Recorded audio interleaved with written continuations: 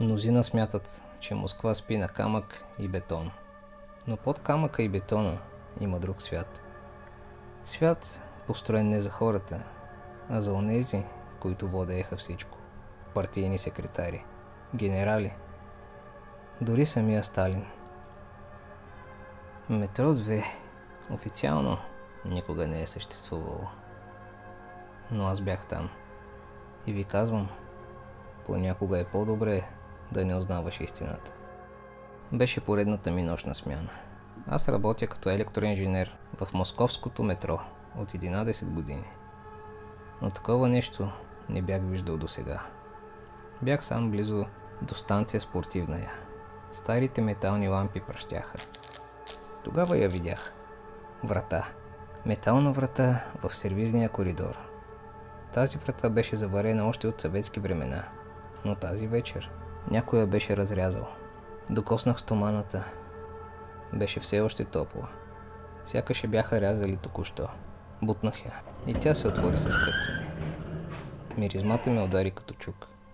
Ръжда, дизел и още нещо.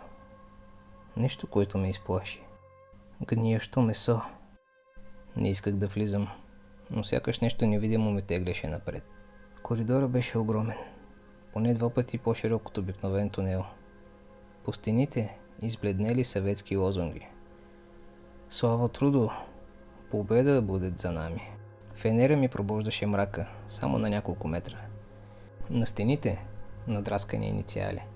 Дати. И една дата. Днешната. Надраскана сякаш само преди минути. Стъпките ми ехтяха странно. Понякога с закъснение. Понякога се отвояваха. Понякога сякаш някой вървеше точно зад мен. Спрях. Обърнах се. Никой. Но усещането, че ме следят, не ме напускаше. Тогава го чух. Глух, металичен тътен. Далечен, но постоянен. Звукът на приближаващ се влак. Но тук не можеше да има влакове. Този тунел дори не беше на картата. Въздухът натежа. Раздвижи се. Миризмата на дизел и изгорено масло напълни дробовете ми. Фенерът ми примигна.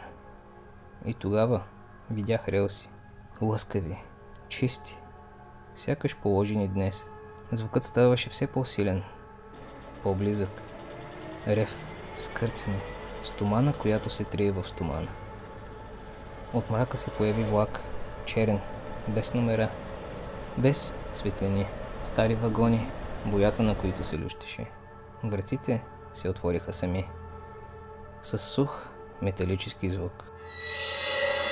Аз влязох. Не ме питай защо. Не зная.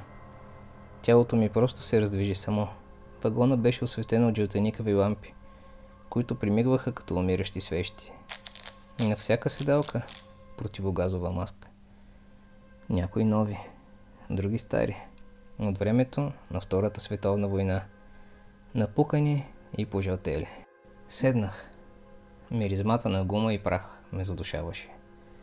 Тогава радиото на влака захриптя. Глас изкривен, металичен.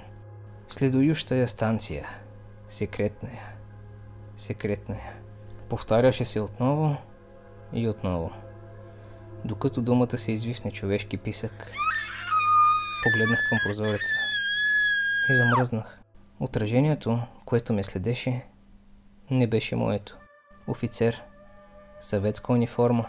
Шинел и пилотка. Кожата му беше синя.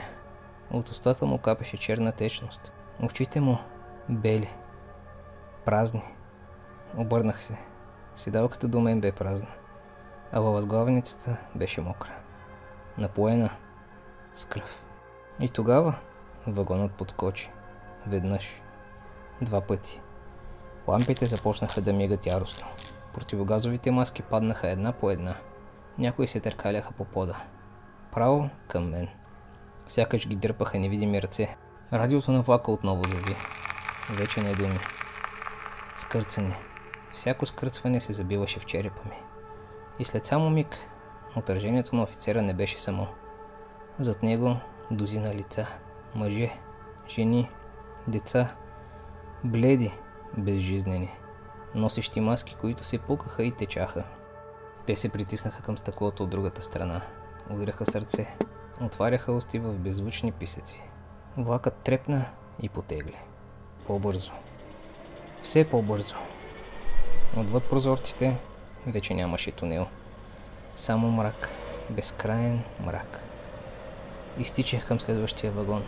Вратата бе заключена. Отражението на офицера се изкриви в усмивка. И бавно вдигна ръка. Към мен. Паниката ме срина. Ритнах вратата. Удрях с юмруци. Пищях. Влакът хвърчеше напред и се тресеше. Лампите избухваха и угасваха. И тогава противогазните маски започнаха да дишат. Влажно, тежко, все едно се давят. Чух стъпки зад мен. Обърнах се. Коридорът беше пълен.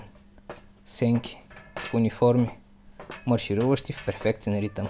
Бутушите удреха по метала, стъпка след стъпка, приближавайки се. Опитах да се дръпна назад. Сърцето ми биеше лудо. И тогава и последната лампа се пръсна. Настана пълен мрак. В тъмнината, точно до ухото ми чух шепот. Ти закъсня.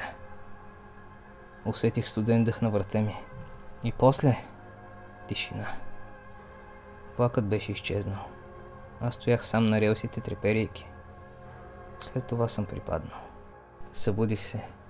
На перона на спортивния. Фенерът ми счупен. Часовникът ми спрял. 3 часа и 15 минути. Точно. Разказах на колегите си. Те ми се подиграха. Казаха, че съм заспал по време на смяна. Но бутушите ми бяха покрити с черен прах. Прах, какъвто нямаше в метрото.